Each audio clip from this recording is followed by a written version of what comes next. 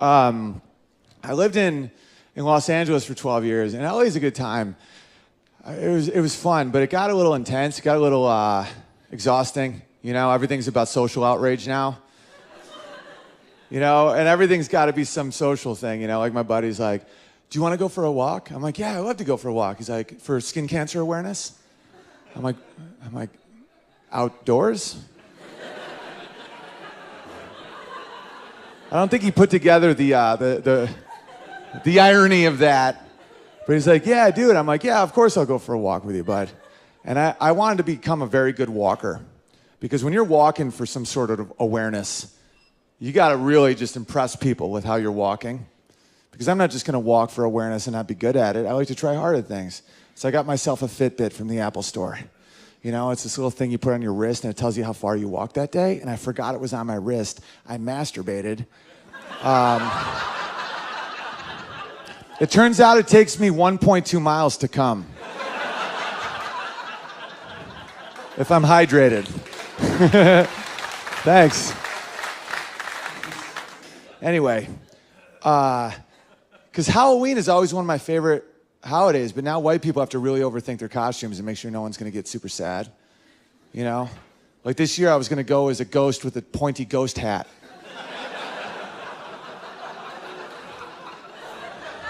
Because my whole life I've loved ghosts and pointy hats. And I'm like, this is the year. Pointy hat ghost. And everyone's like, that's very insensitive. I'm like, tell that to the pointy hat ghost. He's dead and he only has one hat. It's pointy. They're like, don't do it. I'm like, okay. So I had to think of some other ideas. All right, what was I talking about? Halloween? Oh, yeah. So 2 years ago for Halloween, me and my buddy are going out for Halloween, and we did a costume together, like a two-guy costume. And we got sombreros and mustaches. And I was Jose. He was Hose B. Right? And it was exciting. You know, we go out, everyone's high-fiving Jose, Hose B. You know, we wanted a third guy, but we only had two sombreros because we wanted to have a third guy and be One Direction. Right?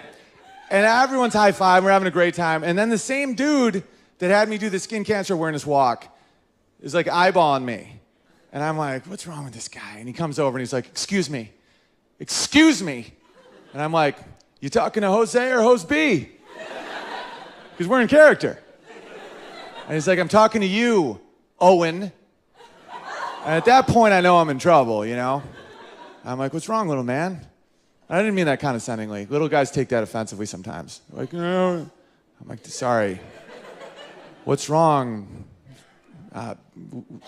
small man? And he's like, you're wearing a sombrero. I'm like, yeah, that's what Jose wears. So does Hose B. Would you like to be in One Direction? And he goes, that's offensive. You can't wear that hat. That's not your hat, white man. That's their hat. I'm like, the hell are you talking about, dude? He goes, that's cultural appropriation. And I didn't know what that meant because I'm fun to be around.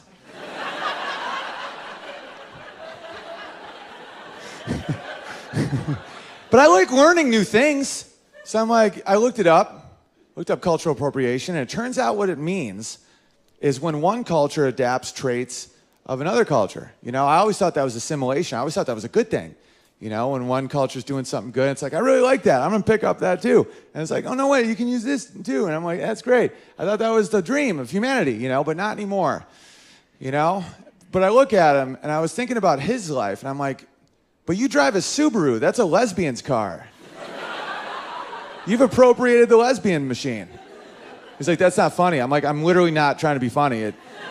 Everyone I know in a Subaru is a lesbian. I get it. It's sleek and beautiful, like a woman's body, but has four-wheel drive. I get it.